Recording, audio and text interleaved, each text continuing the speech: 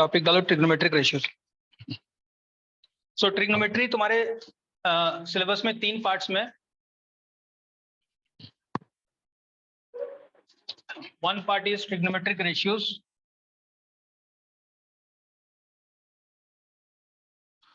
the second part is trigonometric identities, और तीसरा part है हाइट्स एंड डिस्टेंस। ये 3 पार्ट में ट्रिग्नोमेट्री पढ़ाया गया है क्लास 10th में। ठीक है, यहाँ पे हम लोग बेसिक ट्रिग्नोमेट्री क्या है उसका इंट्रोडक्शन समझेंगे, यहाँ पे आईडीज की बात करेंगे और finally heights and distance. I believe this will be in your second term या सेकेंड सेमेस्टर, जो भी तुम्हारा स्कूल में होता है। तो first we will touch upon trigonometric ratios. Now because trigonometry depends on, or the proofs of trigonometry depend on something that has already been done or that should have already been done, which is similar triangles. तो कुछ बातें तुम्हें अभी फिलहाल मेरी मान लेनी पड़ेगी। Now I wanted to do similar triangles first and then trigonometry, ताकि सीक्वेंस बराबर हो। बट प्रॉब्लम इज कि अगर नेक्स्ट टॉपिक हमारा रिफ्रैक्शन है फिजिक्स में, और रिफ्रैक्शन में जो लॉ है उसमें तुम्हें ट्रिग्नोमेट्री की जरूरत पड़ेगी। तो अगर हम पहले ट्रायंगल्स करने चल जाए तो तब तक रिफ्रैक्शन शुरू नहीं कर पाएंगे जब तक हमारा ट्रिग्नोमेट्री नहीं हो जाए, तो वो गैप बड़ा हो जाएगा। इसलिए हम थोड़ा सा ट्रिग्नोमेट्री कर लेंगे। बहुत ज्यादा डिफिकल्ट, मतलब बहुत ज्यादा गैप नहीं है, तो कर लोगे, समझ लोगे। सिर्फ मैं जो बोलूँ फिलहाल उसको मान लेना पड़ेगा कि हाँ ऐसा होता है। Then once we do similar triangles you will realise कि हाँ ऐसा ही होता है। ठीक, क्लियर? चलो आगे। So let's consider a triangle which is right angled, यानी कि one of the angles is 90 degree, और हम इसको कुछ नाम देते हैं A, B and C। ठीक है, let's say this angle is some angle theta।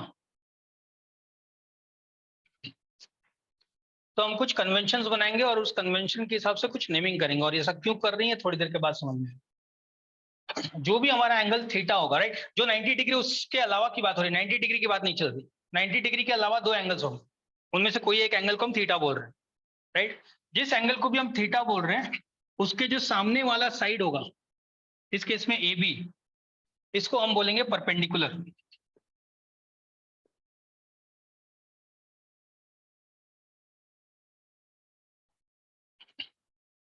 और इस थीटा के साइड वाला, नीचे वाला जो साइड होगा, इस केस में BC, इसको हम कहेंगे बेस। और 90 डिग्री के ऑपोजिट ये जो साइड है, जिस इज AC, ये by definition is the hypotenuse, क्योंकि राइट एंगल ट्रायंगल है तो हाइपोटेन्यूज होता है।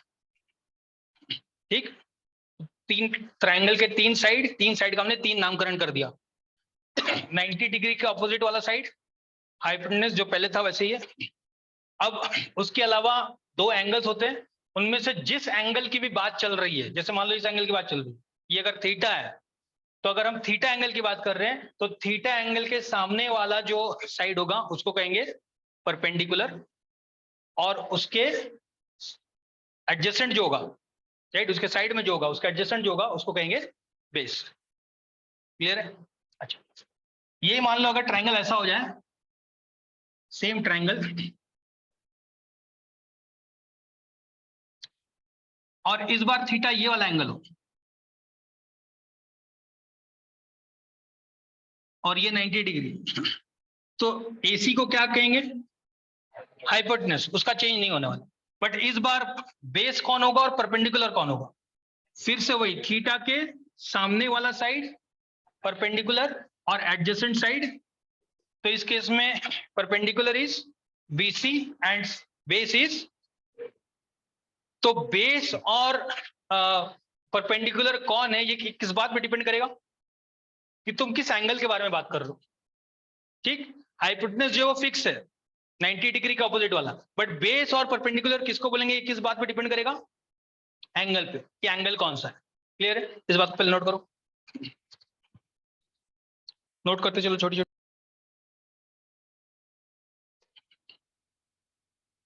पहले ये ट्रायंगल बना, यहाँ पे थीटा लिखो और ये लिखो, AB के पास लिखो परपेंडिकुलर, ये लिखो side opposite to the angle. और BC जहां पे बेस लिखो वहां पे लिखना side adjacent to the angle, adjacent to angle. फिर ये वाला डायग्राम बना लेना, इसमें थीटा इसको लिख लेना और फिर से लिख लेना परपेंडिकुलर और base, perpendicular is still side opposite to the angle that is BC, and this will be adjacent that is AB. Hypotenuse जो है वो सेम रहेगा।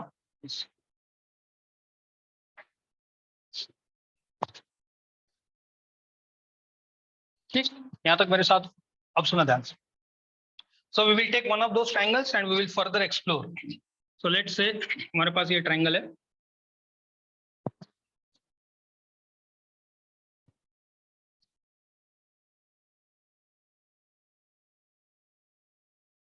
say this is ABC, और फिलहाल इस एंगल को थीटा मान लेते हैं,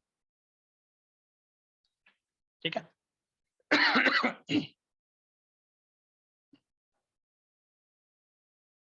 तो इस केस में परपेंडिकुलर कौन हो जाएगा? Perpendicular is BC, base is AB and hypotenuse is this.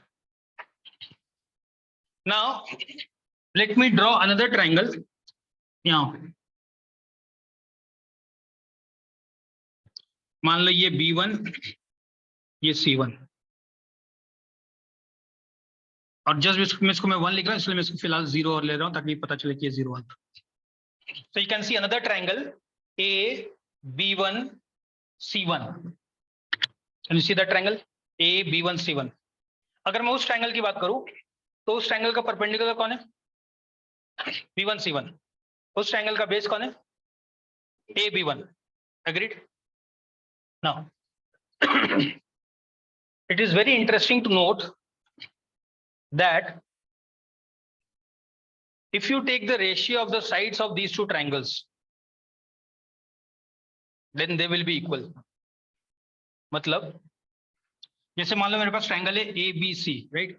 A B0 C0, ये एक ट्रायंगल है, और एक ट्रायंगल है A B1 C1। If you take the ratios, जैसे मान लो मैंने बोला A B0 by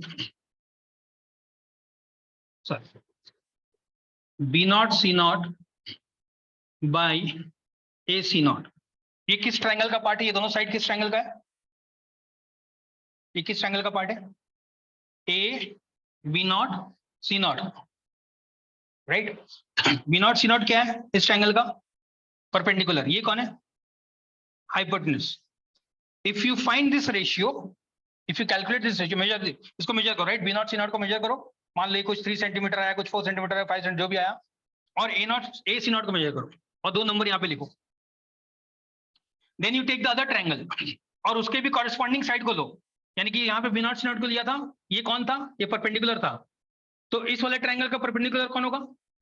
B1 C1। इसको लो, और इसका हाइपोटेन्यूज लिया था A C0, तो इसका भी हाइपोटेन्यूज, डिस्टर्बेंस कौन हो जाएगा? You will find that the ratios are same.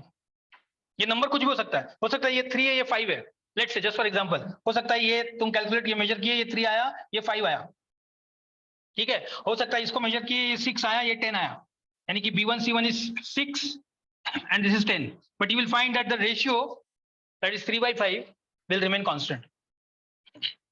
ये 3/5 और 6/10 सेम रहेगा। ये हम लोग सिमिलर ट्रायंगल में सीखेंगे, क्लियर है? And this is true for all the corresponding sides. यानी कि अगर मैं इस ट्रायंगल का बेस ले लूं, इस ट्रायंगल का, पहले वाले ट्रायंगल का बेस ले लूं, बेस कौन है? A B0, और तीसरा कुछ ले लूं, मान लो यहां पे लिया A C0, कोई भी दो, टेक एनी 2, ये और ये, तो दूसरा वाले का भी, ये कौन है? पहले वाले का बेस, ये पहले वाले कौन है? तो दूसरे वाले का भी बेस लो, बेस कौन है? A B1, और ये कौन है? पहले वाले का हाइपोटेन्यूज, तो दूसरे वाले का भी हाइपोटेन्यूज लो, कौन होगा? AC1, ये दोनों का रेशियो भी सेम होगा। क्लियर है? पक्का? ठीक।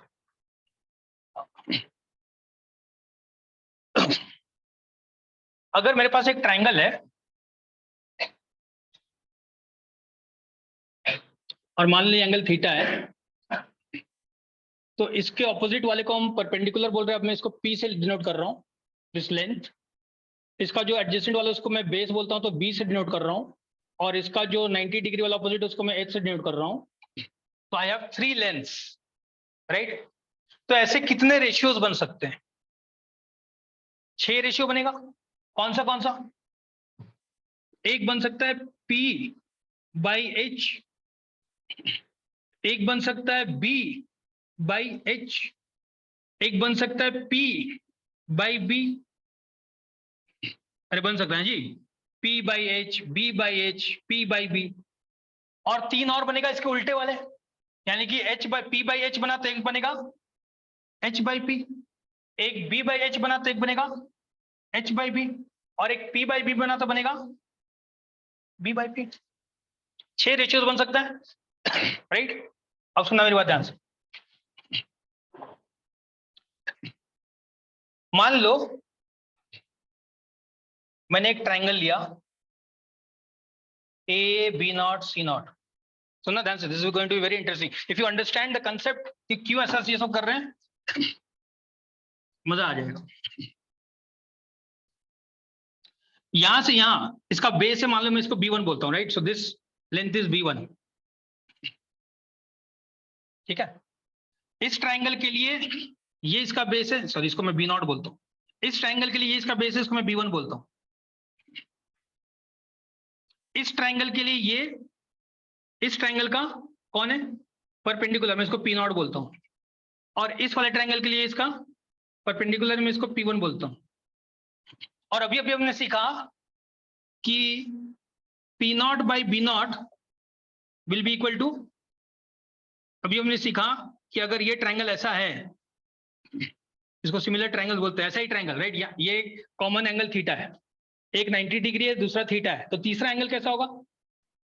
ये भी सेम ही होगा ना जी। अगर ये 90 है, ये थीटा है, और ये भी 90 है, तो ये जो भी एंगल होगा ये भी वही एंगल होगा। इसे ऐसे ही ट्रायंगल को सिमिलर ट्रायंगल बोलते हैं। तो इसमें हमने क्या सीखा कि साइड का रेशियो सेम होता है, यानी कि अगर मैं इस ट्रायंगल का P0 परपेंडिकुलर और इस ट्रायंगल का बेस का रेशियो लूं, तो बड़े वाले ट्रायंगल के परपेंडिकुलर और बेस के रेशियो के बराबर होगा। एग्रीड? ये हम सीखे अभी तक। How is this going to be useful? सुनना मेरी बात। मान लो कि तुम्हारे घर के सामने एक पहाड़ है, ठीक है? और वो पहाड़ का कुछ शैडो गिर रहा है। If you take this height of the pahad and forget about the pahad for a while, then you can see this pahad is going to make what? A right angle triangle. Agreed? Now, अगर मैं इस point A पे खड़ा हूं और मुझे पता है कि पहाड़ कितना दूर है, तो मेरे पास एक तरीका है, अगर ये ट्रू है, अगर ये जो मैं पढ़ा रहा हूं वो सही है, तो बिना पहाड़ के ऊपर चढ़े मैं उसका हाइट बता पाऊंगा। कैसे? मान लो मैंने एक स्टिक लिया, एक डंडा लिया, और एक डंडा को यहां रख दिया, और इस डंडे का शैडो भी ऐसा ही पड़ा, यहां तक पड़ा, ठीक?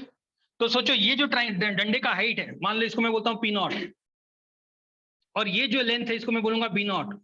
तो मुझे पता है P0/B0 will be equal to, अगर ये P1 है बाई ये B1 है, P0 और B0 मैं तो खड़े खड़े देख सकता हूँ, शैडो का लेंथ और ये डंडा, ये तो ये मैंने नहीं लिया है, ये तो मैं खड़े खड़े देख सकता हूँ। और पहाड़ के नीचे से लेंथ मैं मेजर कर सकता हूँ टेप से, तो मुझे पहाड़ का हाइट बिना चढ़े पता चल जाएगा। क्या बात क्लियर है? This is how useful it is. सुना ध्यान से, क्या समझे? समझ के लिखें, लिखने की हड़बड़ी मत करो, मैं लिखाऊंगा ताकि जो लिखो उसका सेंस बने। पहले समझ लो बातों को, मैं लिखवाता चलूंगा। पहले मेरी बात बताओ, समझो कि तुम ये समझे कि नहीं समझे कि एक ट्रायंगल, राइट एंगल ट्रायंगल लूं, उसमें एक एंगल 90 डिग्री होगा, किसी एक एंगल को थीटा मान लेंगे, थीटा के ऑपोजिट वाले एंगल को क्या बोलेंगे, परपेंडिकुलर, और उसके एडजेसेंट वाले को बोलेंगे बेस। पहले तो ये कहानी। Then we saw that if we have a triangle like this, और ऐसे हम कितने भी ट्रायंगल ऐसे बना लें, एक ट्रायंगल ऐसा, एक ट्रायंगल बन सकता है, right, this is one triangle, this is another triangle, this is another triangle. ये सारे ट्रायंगल की खासियत ये है, इन सारे ट्रायंगल्स की खासियत ये होगी कि एक एंगल 90 डिग्री है और दूसरा एंगल सबका कॉमन है थीटा, यानी कि तीसरा वाला एंगल भी सेम होगा। अगर तीनों एंगल किसी ट्रायंगल का सेम होता है तो ऐसे ट्रायंगल को कहा जाता है सिमिलर ट्रायंगल, जो हम लोग पढ़ेंगे अगले चैप्टर में। और सिमिलर ट्रायंगल की एक खासियत है, उस खासियत को हम लोग यूज कर रहे हैं। खासियत क्या है कि उसके जो रेशियोज ऑफ द साइड्स होते हैं वो सेम होते हैं।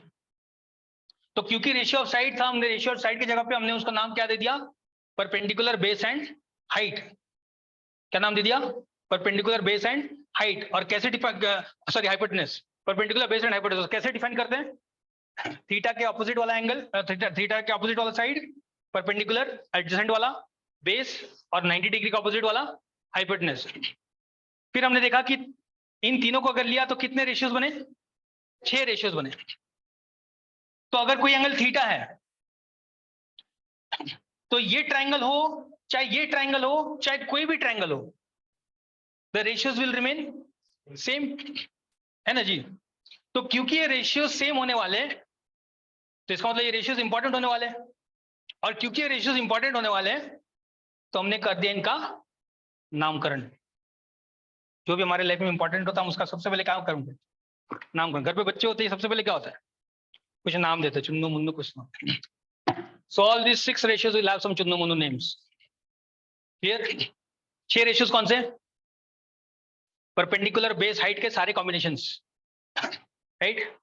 सबसे पहला है P/H। इस रेशियो को नाम दिया गया साइन, SINE, साइन।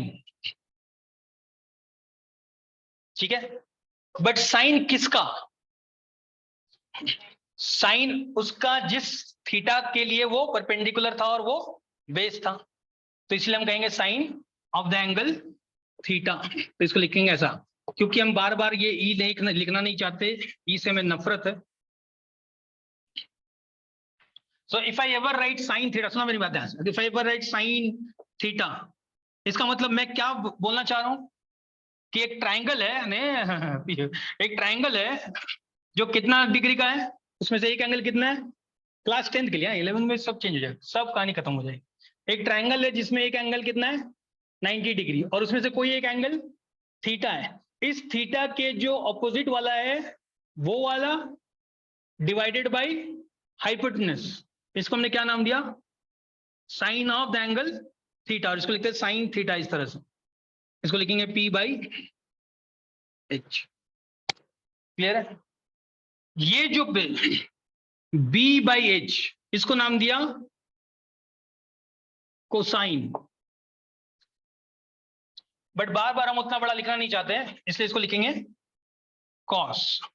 तो अगर मैंने कॉस थीटा लिखा, इसका मतलब मैं क्या समझना चाहता हूं, B/H। क्लियर है, sign is P/H, cos is B/H। सिर्फ नाम है, घबराओ मत इससे, थोड़े दिनों में तुम ये सब ऐसे ऐसे चुटकी और लगेंगे, अभी लगेगा कि क्या क्या चल रहा है, नामकरण क्यों किया गया। देन नेक्स्ट इज P/B, इसको नाम दिया गया टैन, एक्चुअल नाम है tangent, this actual name is tangent, but tangent का छोटा कर दिया टैन, क्योंकि बहुत धूप में रहता था। Tan theta, P/B। ठीक, अब इसके उल्टे उल्टे कहानी, H/P, यहां पे लिखता हूं H/P, जो कि साइन का उल्टा है, इसको कहते हैं कोसेक। है जी, है जी।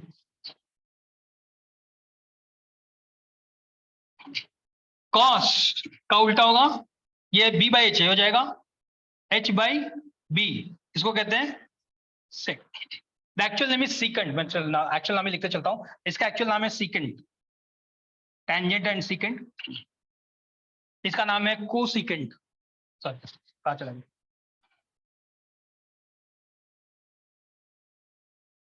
Sign cos tan cot, this is cotangent. और ये नाम ऐसा क्यों है ये भी अभी पता चल जाएगा बहुत जल्दी। कोटेंजेंट, कोटेंजेंट का शॉर्ट में लिखा गया कॉट, एक मिनट रुक जा, cot, cot will be B by P, ये B by H, H by B, ठीक है। तो sine cos tan cot sec cosec, 6 नाम। फुल फॉर्म, साइन का ई हमने हटा दिया बट साइन ही बोलेंगे। This is not sin, SIN sin नहीं है, सिन होता है जो तुम करते हो रोज, वो नहीं है, ये दूसरा वाला है, साइन वाला sine, right. This is cosine, this is tangent, cotangent, secant, cosecant.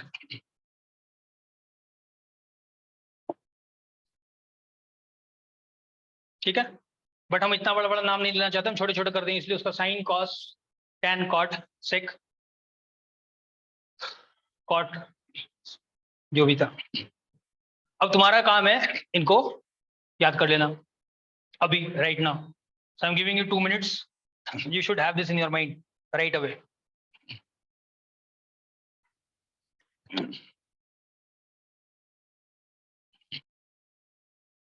चलो, sign P by H, cos B by H, tan P by B, ये 3 हो गए।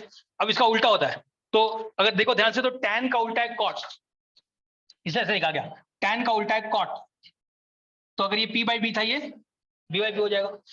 कोसाइन का उल्टा होता है sec, इस तरह से लिखा गया है, इसका उल्टा ये, उसका उल्टा ये, इसका उल्टा ये, अगर ध्यान से देखो तो, राइट। तो cos का उल्टा sec, तो cos था B by H, तो sec हो जाएगा H by B, और साइन था P by H, तो कोसेक हो जाएगा।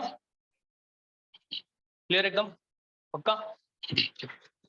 These are simple names given so that हमें बार बार वो A by B, C by D करने की जरूरत ना पड़े। Alright. So if you understand this, let's do some problems. अच्छा, कुछ definitions हमने लिख लिया और कुछ relations भी लिख लेते हैं, लिख लो। Sine theta, by the way sine theta का मतलब ये नहीं कि साइन को थीटा से मल्टीप्लाई कर दो। Some people think this is like sine multiplied by theta, ये एक फंक्शन है, this is like P of X, याद करो पॉलिनोमियल पढ़ते पी ऑफ एक्स, राइट। जब ये एक पॉलिनोमियल फंक्शन था, राइट, ये बोलता था कि ये कुछ करने वाला है। सिमिलरली ये साइन थीटा का मतलब है कि ये कुछ रेशियो है, so this is a function, this is not a multiplication. Sine को मल्टीप्लाई मत कर देना, कि साइन एक वेरिएबल है जिसको थीटा के साथ मल्टीप्लाई करे, it's a function like log. अच्छा, तुम लॉग क्या जानते हो? Sine theta is equal to 1 by क्या हो जाएगा, कोसेक थीटा। क्यों? क्योंकि ये P बाई H था और ये H बाई P था, अब ये भी लिखो तुम। ध्यान दो, sine theta P by H था, cosec theta H by P था, तो एक दूसरे के उल्टे हैं। इसका ये भी मतलब हो गया, इससे मैं ये भी निकाल सकता हूं कि sine theta multiplied by cosec theta is always equal to 1।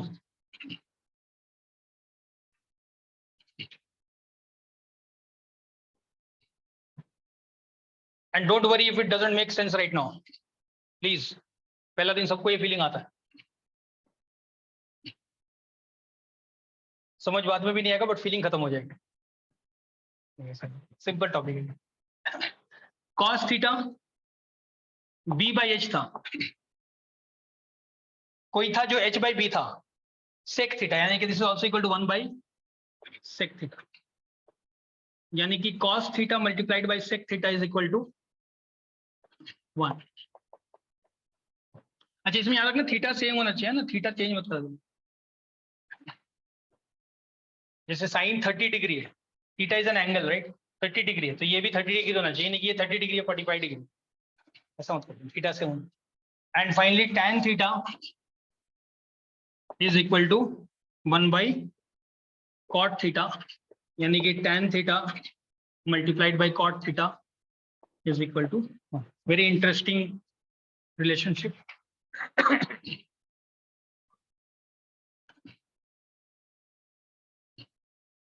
ये इंटरेस्टिंग क्यों है बाद में समझ में आएगा जब हम लोग को का मतलब समझेंगे। 3 का नाम को है and this is not a coincidence. को सेक, को साइन, को टेंजेंट, ये 3 नाम था। अरे तुम 3 नाम देखो तो को वाले नाम क्या थे? कोसेक का पूरा नाम क्या था? को सिकेंड, और सिकेंड कौन था? ये, तो इसी का को बना दिया इसको। को साइन, साइन का को टेंजेंट, टेन का को, सब को का मतलब है। आएगा बाद धीरे धीरे, ऐसा नहीं एक दिन में नहीं, सब कुछ एक दिन में नहीं आएंगे। फिर फील लो, उस नाम के पीछे कुछ कारण नहीं है, मैं समझाने की कोशिश कर रहा हूँ। Right, there is a reason why it is called cosine, there is a reason why it is called cosec, there is a reason why it is called cotangent. मैं इसको अलग से इसलिए बता रहा हूं क्योंकि यही एक है जहां पे को भी साथ में है। यहाँ पे सेक का जो को है वो दूसरे इक्वेशन में, यहाँ पे साइन का जो को है वो दूसरे इक्वेशन में, ये यहाँ पे यही एक है जहां पे टैन के साथ ही को लगा हुआ है। ये बाद में काम आएगा, बहुत बात, अभी तुम बच्चे हो, सीख रहे हो। क्या था, क्लियर है? Right, so we have one triangle, that triangle should be a right angle triangle. उस राइट एंगल ट्रायंगल की हमने क्या खासियत देखी कि अगर ट्रायंगल सिमिलर हुए, सिमिलर कब होंगे? जब तीनों एंगल सेम हो जाएंगे। अगर ऐसा हुआ तो किसी एक एंगल को अगर हमने पकड़ लिया तो उससे रिलेटेड जो 6 रेशियोज बनते हैं वो सारे ट्रायंगल के लिए, सारे सिमिलर ट्रायंगल के लिए सेम होते हैं। तो क्योंकि सबके लिए सेम होते हैं तो हमने सबको नाम दे दिया, वो 6 रेशियोज को नाम दे दिया।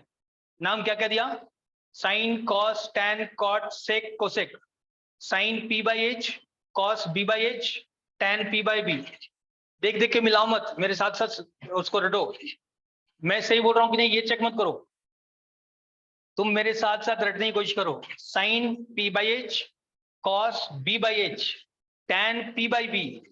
टैन के नीचे आता है कॉट, कॉट होता है टैन का उल्टा, पी बाई बी था टैन तो ये हो जाएगा बी बाई पी। उसके नीचे आता है सेक, सेक था कॉस का उल्टा, कॉस था बी बाई एच तो सेक हो जाएगा एच बाई बी। फिर नीचे आता है कोसेक, कोसेक था साइन का उल्टा, ऊपर वाले का उल्टा, साइन था पी बाई एच तो कोसेक हो जाएगा एच बाई। ठीक, यहां तक साथ में हो? सवाल बनाओ, let's do some problems. In a triangle ABC, in a triangle ABC, right angled at A, if AB is equal to 12,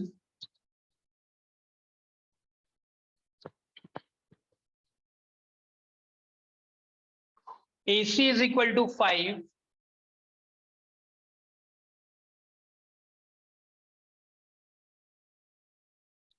and BC is equal to 13,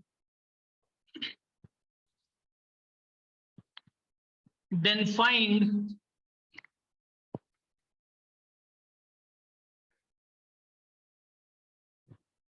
all the trigonometric ratios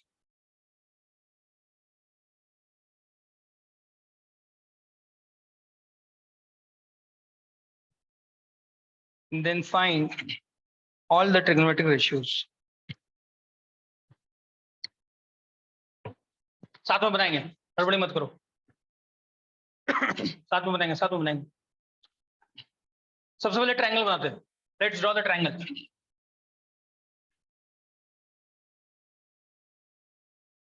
ABC triangle, right angle कहां पे बना है? ए पे, ठीक। और hypotenuse का दिया हुआ है BC, BC is 13, 13 centimetre, 13 unit 13 centimetre जो भी है। ए बी दिया हुआ है 12 और ये दिया हुआ है 5। ठीक, हमें बोला है find all the 6 trigonometric ratios, यानी कि हमें क्या क्या निकालना है? Sign, cos, tan, cot, sec, cosec, छोटा क्या, और साइन होता है P बाई H, कॉस होता है B बाई, टैन होता है P बाई, कॉट होता है B बाई, सेक होता है H बाई, और लास्टली ये होता है H बाई। सीधा सीधा देख के यहां पता चल रहा है P कौन है, P कौन है, 5 की 13, 5 की 12, कौन है P, हमें नहीं पता। पहला चीज रियलाइज करो कि हमें नहीं पता। ऑल्दो तुम्हें लग रहा होगा कि हाँ ये 90 डिग्री तो है, तो ये तो परपेंडिकुलर है, बट ये परपेंडिकुलर नहीं है। क्यों? क्योंकि हमने अभी तक एंगल डिफाइन नहीं किया। इसका मतलब ये सवाल अधूरा है। अब सवाल पूरा करो। कहां तक लिखे थे? Find the trigonometric ratios for angle B और ऑफ एंगल बी। अब सुनना ध्यान से, साथ में तो पहले से मत बन जाओ विजर्ड। छोड़ूंगा मैं दूसरे तीसरे आंसर में खुद ही छोड़ दूंगा। एक तो मुझे बनाने दो, मुझे प्रूफ तो करने दो, तुमसे ज्यादा आता है थोड़ा सा। चलो इधर देखो, एंगल बी मतलब इसकी बात चल रही है। So this is our theta, right. इसका मतलब मुझे जो निकालने बोला गया वो साइन क्या था, साइन बी, ये तो एंगल है। तो यहाँ पे भी cos b, tan b, cot b, sec b, this is what we need to find out. If you wish you can put a bracket, ऐसे भी लिख सकते। This b is an angle, this could be 10 degree, 20 degree, 30 degree, आगे चल के आएगा angles. Right now this is simply a variable for the angle. अब अगर ये एंगल b है तो मुझे बता इसके हिसाब से p कौन, बेस कौन और h कौन।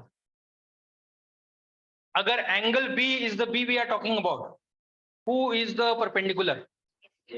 AC, जिसका वैल्यू कितना है 5। बेस कौन है AB, जिसका वैल्यू कितना है 12। H कौन है BC, जिसका वैल्यू कितना है। Now that we know, we can simply put the values and find the answer. निकालो।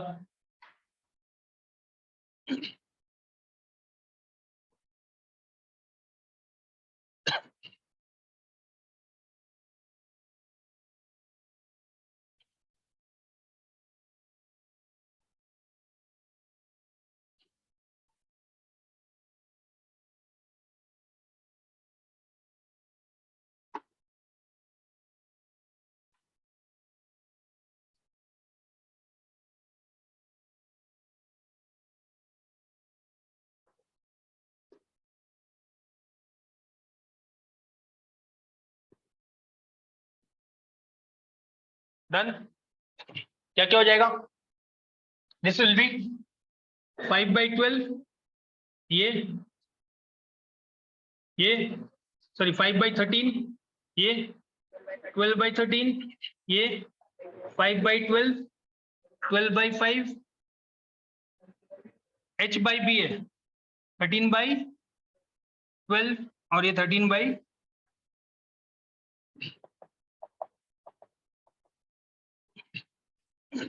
ये अगर मुझे sign A, cos A, tan A ढूंढने बुलाता तो आंसर सेम होता, अलग अलग होता। अगर मुझे sign A, cos A, tan A ऐसा बोला जाता तो आंसर सेम होता, अलग अलग होता, अलग अलग होता।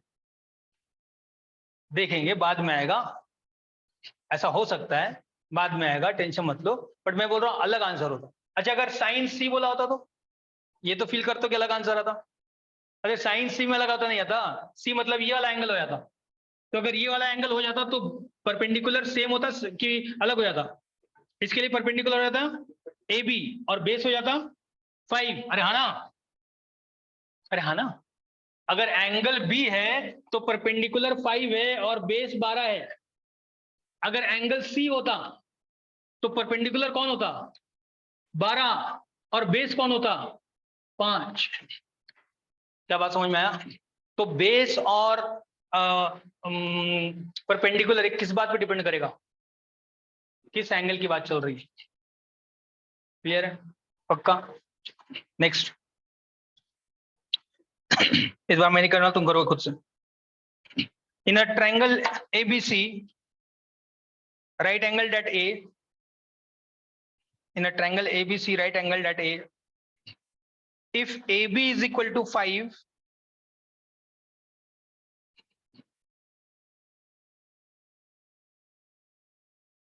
and AC is equal to 12, then find number 1 sin B SIN bracket में B, ब्रैकेट लगा भी सकते हो नहीं लगा सकते, जनरली अच्छा आदत है लगा लेना bracket. sin B, number 2 cos C, number 3 tan B,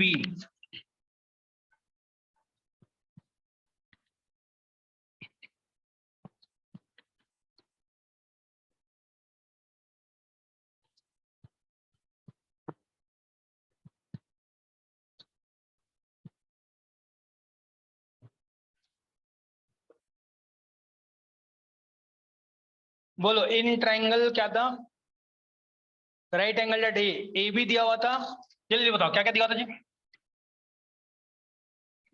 right angle eight ए, बोलो बोलो बोलो जल्दी जल्दी। ए बी कितना दिया हुआ था? 5। और क्या दिया हुआ था? AC कितना? 12। तो आई एम अज्यूमिंग कि तुम इतना तो जानते हो कि BC कैसे निकलेगा, कैसे निकलेगा? बाय यूजिंग पाइथागोरस थ्योरम, ये निकल जाएगा 13। आई एम अज्यूमिंग कि तुम करना जानते हो, इसलिए मैं उसमें जा नहीं रहा हूं। अब हमें क्या क्या निकालना बोला गया? Sine B cos C and tan क्या था? B। आ जाओ। सबसे पहले एंगल देखो B है, अगर B एंगल है तो सोचो इसके लिए परपेंडिकुलर कौन हो जाएगा? अगर B एंगल है तो परपेंडिकुलर कौन है? ऊपर AC यानी कि 12, और हाइपोटेन्यूज कौन हो जाएगा?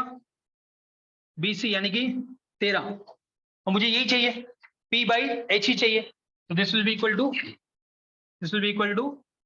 12/, क्लियर है? क्योंकि B के लिए परपेंडिकुलर ये है और बेस ये है और हाइपोटेन्यूज ये है, और साइन होता है P/H। cos होता है B/H, बट B कौन है, H कौन है, ये कौन डिसाइड करेगा? C। तो C पे चलते हैं, ये C हो गया।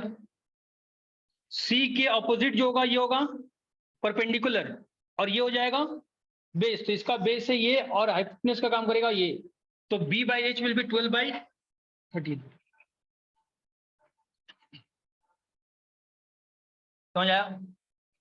सो साइन B और cos C सेम है। अच्छा, B और C कैसे एंगल्स हैं? What type of angles? B और C कैसे एंगल्स हैं? कॉम्प्लीमेंट्री एंगल्स को, और कॉम्प्लीमेंट्री एंगल्स में जब बिठाया तो आंसर सेम आया। साइन B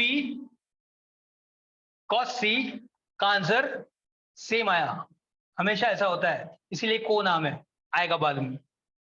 को नाम के पीछे वो क्या था, कौन था वो? हमारा टाइम हो चुका है क्या? अभी ये लोग इतना घबरा रहे हैं। को कौन है? Complementary.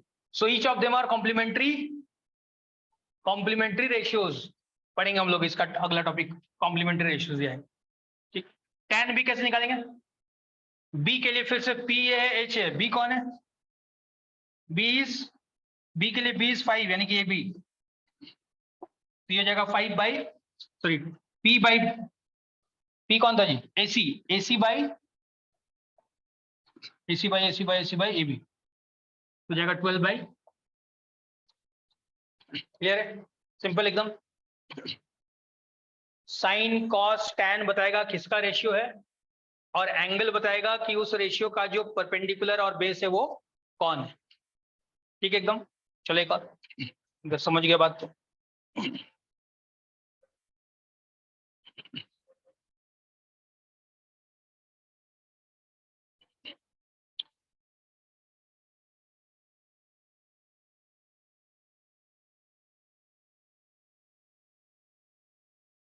In a triangle ABC,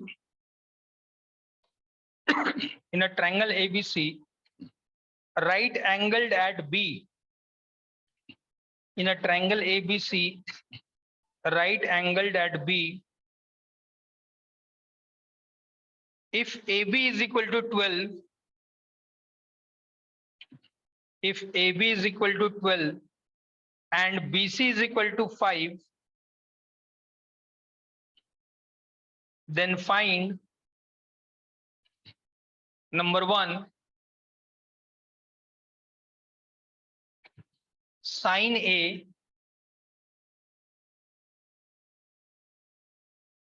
number 2, tan A, number 3, cos C,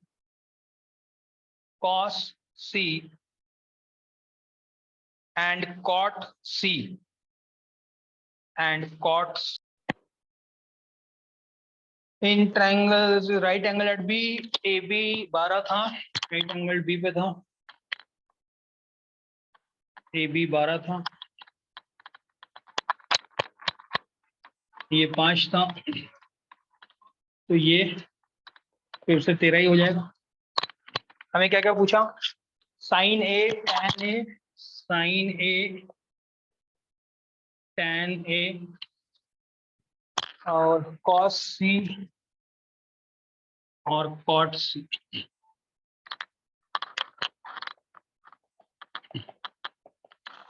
ठीक, साइन का मतलब P बाई एच, तो हमें P बाई जोड़ना, बट P और H कौन डिसाइड करेगा? H तो डिसाइडेड है, H will be always AC hypotenuse. P decide करेगा एंगल ए, एंगल ए पे जाते हैं और एंगल ए के जो ऑपोजिट है वो P है, यानी कि हो जाएगा BC। सो ये हो जाएगा BC बाई AC यानी कि 5/30।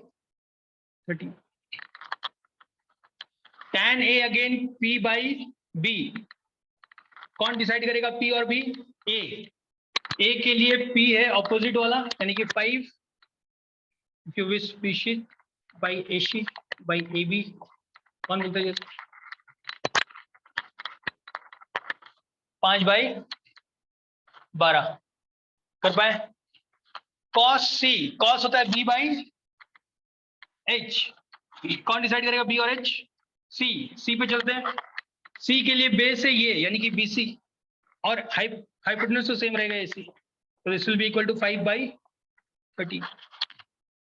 cot C, cot होता है P बाई B का उल्टा यानी कि B बाई P, कौन डिसाइड करेगा B कौन P कौन? C के लिए B है 5 यानी कि BC बाई AB यानी कि 5/, चेक करो सबका सही आया पक्का, होमवर्क लिखो।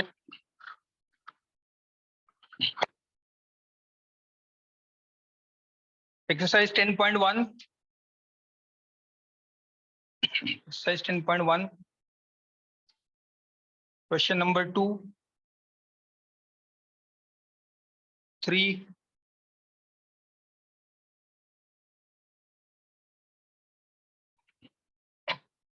6,